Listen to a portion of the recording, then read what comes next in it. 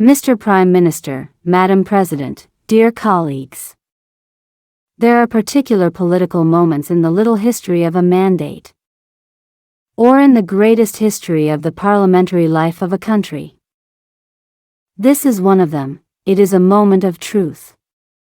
The moment when officials are forced to spread the disastrous result of 5 decades of dispendious management. The pitiful spectacle of a collapse for the country. Of a disaster for the French of today. And because the consequences engage the generations of tomorrow for the nation. And it is in these moments of crisis, in these moments when the king appears naked, that the small and great cowardice, the shameful opportunisms, the hidden connivances are revealed. In the shipwreck of the inconsiderate formations. I would not have the cruelty to describe the despicable whirlpool of aspiring ministers to whom we are attending. What we will remember above all is the unwavering solidarity and the welcome of former political forces, which have in common the weight of a dishonorable assessment, and for this reason plan to remain in power at all costs, whatever the cost, someone would say. Today, the political fate of a man is not at stake. Who knows that the demands of political struggle obviously outweigh the people? It is the honor of politics. And it is sometimes the noble servitude to accept it. This is why I am surprised that Mr. Bayrou could not for a moment believe that I could bind my decision to vote or not the confidence to my personal interest. It is to misjudge the National Assembly. And it is to ignore the intensity of our exclusive commitment to the service of France. This moment marks the end of the agony of a ghost government. Of a government that had no government but the name. In 8 months, ministers, often invisible or transparent, were only able to produce 5 legislative texts, including 3 on my yacht because of the dramatic Shido episode. Obviously, the country is not governed. Is it even only administered? So why maintain a government that does not govern? The French will not be mistaken, since they are 75%, to wish the censorship of this government. And you, Mr. Prime Minister, are so used to the disconnection of parliamentary representation with the opinion, that you are surprised that the deputies in their majority can express this popular will. We are living the collapse of a system that believes it can draw from the scenario of its failures a new political virginity. Should we function in virtue of a magical thought? To believe that a kind of born again, of American evangelists, would allow to obtain the celestial forgiveness and the divine democratic anointing? This legitimacy that the people, waiting for failure, no longer recognizes failed leaders. Leaders of the right and the left, you are guilty. You cannot cry in front of the cameras the consequences of the misdeeds that you have committed. Curious to proceed indeed. To brandish the debts of which we are accountable. The deficits of which we are responsible. The general collapse of which we are guilty. To seek to gain the confidence of the Parliament. No less paradoxical, Mr. Prime Minister, when your functions give you the duty to call upon the unity of the country, to designate a class of age to the public vindicate. Do not seek to exonerate yourself on the wrong account of the responsibilities of a system that you have supported yourself for 40 years and in particular in the Macronist ranks for 8 years. You seek to present the past governments as irresponsible. Well, allow me to tell you, if the political class that has driven France into the wall is irresponsible, it is not in the sense in which you use this term. What we have witnessed during the last year was a shipwreck, a sad spectacle, whose only virtue will be, I hope, to put an end to the torture of the French. and to accelerate the history of preparing the great alternance. Informaticians would speak of a reset, this action that consists in reinitializing the machine that is suffocated by the bugs. The real reset would be the resignation of the president. But this decision depends only on him since he is constitutionally elected for 5 years. Well, I do not expect anything on this conscious point that General de Gaulle does not want. And should LFI in bad conscience call for the dismissal of a failed president that they have brought twice to power without any knowledge of the cause? We respect the institutions and in particular the presidential institution, and do not call for the dismissal. Well, the hypothesis of the resignation being a priori closed, the president can choose to rename a government that, in view of the political equation, will probably not pass the budgetary discussion. Technically, this will lead us to December.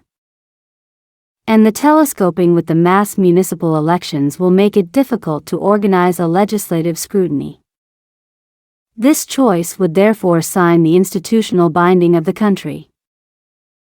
Is there, moreover, simply in the Macron-OLR bloc or among the socialist substitutes, a single personality with enough authority to govern in these particular circumstances, and not serve the failed budgetary dish prepared by the kitchens of Bercy? I do not believe so.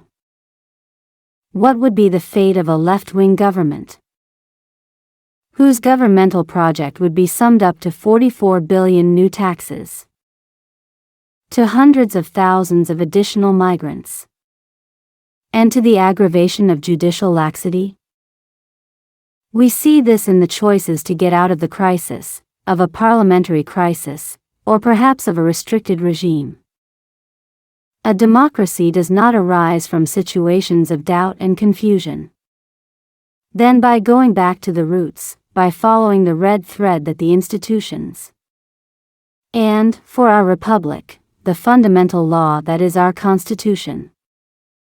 While you are sinking into the Fourth Republic, I call you to return to the Fifth. Its text refers us to Article 5, which grants the President of the Republic a power of arbitration.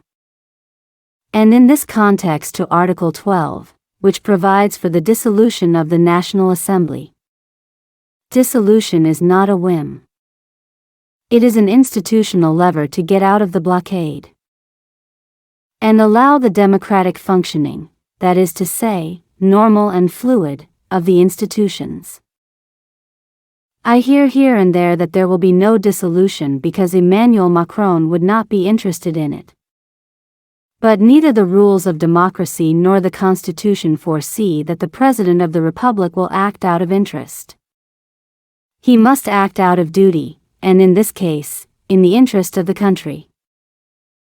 And if he has the power to allow the exercise of democracy and the functioning of the institutions, it is to put them into action when the situation requires it. Everything suggests, legally, politically, even morally, that dissolution is not an option for him, but an obligation. Now, apart from the mechanical dissolution of the presidential decree, or the ubiquitous dissolution of 1997, the right to dissolution has found in history to apply in several precise circumstances. In 1962, when the government could not have a stable majority. In 1968, when the country was subjected to a serious social and political crisis. When we look at the constitutional practice, it is not illegitimate to say that on September 8, 2025, there is not one condition that is fulfilled, but two, and even more. 1. The legislative power is paralyzed by a lack of majority. 2. The country is facing a latent social crisis that can explode at any moment. 3. It is facing a financial crisis, all in an unstable international context, and with a war at the gates of Europe. This state of affairs should be enough to dissolve A great country like France cannot live with a paper government, especially in a tormented and dangerous world. In a world that is experiencing technological revolutions and historical geopolitical shifts that demand immediate decisions. In 2024, Mr. Macron did not sin by pronouncing dissolution. A president is never wrong to submit to the people. The 2024 European scrutiny was so overwhelming for the majority that it could and even had to dissolve. Emmanuel Macron's mistake was not to dissolve, but his fault was, between the two towers, to devote his presidential energy and that of his political friends to falsify the majoritarian fact of alternation that emerged. After a presidential election, there is a majoritarian fact that naturally expresses itself to the legislatures that follow. No one finds anything to say about it. It is inscribed in a well-anchored institutional logic and allows the country to be led and governed. But it happens that, during a presidential election, a legislative election emerges a majoritarian fact of alternation. All the same, it must be respected, even if it announces and imposes a cohabitation to the president. With all these flaws, François Mitterrand, then president in 1986, allowed an alternative majority of the right to be constituted. It was the same for Jacques Chirac in 1997, with this time a socialist cohabitation. These two cases show that the President of the Fifth Republic has the duty to avoid the popular vote that expresses itself. When there is a blockade, the role of an arbiter, as it is devolved to the President by the Constitution, is to send the parliamentary representation back to the people, and to let the choice of voters be expressed without using the second round to break the electoral logic. We had already seen the process in the 2015 regional elections, when in the Hauts-de-France and in PACA, the second round was used to prohibit local alternations that were plebiscite in the first round. These maneuvers of instrumentalization of the second round are a revelation of democracy. Could we imagine a football referee who would grab the ball because the team he prefers is losing? As we can see, everything lies in the impartiality and the sense of democratic responsibilities with which the president exercises his role as a referee. At the end of the vote, Mr. Macron must at least once resolve to leave his role of chief of the majority, to assume, if he is able to, his role as President of the Republic. In these circumstances, the President has only one possibility: to call new elections and let the country choose. And if he decides to choose a majority of alternation, if he gets involved in the campaign, if he leaves his role as a referee to become a player, he accepts in advance to assume the political consequences in case of defeat. Alternation is not a big word. It is a normal breath of democracy. Refereeing is to return to the sovereign people. To let this situation of blockade persist by artificial means would put the president in the front line to make a parliamentary crisis a regime crisis. With the September 10th movement, LFI wants to block the country without dissolution. Emmanuel Macron also blocks the country. However, France does not need blockade. On the contrary, a unblockade of the situation, not a blockade but a momentum.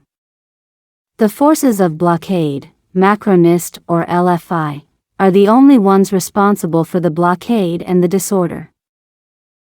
Finally, the last reason for which Emmanuel Macron has to dissolve is the spirit of the laws.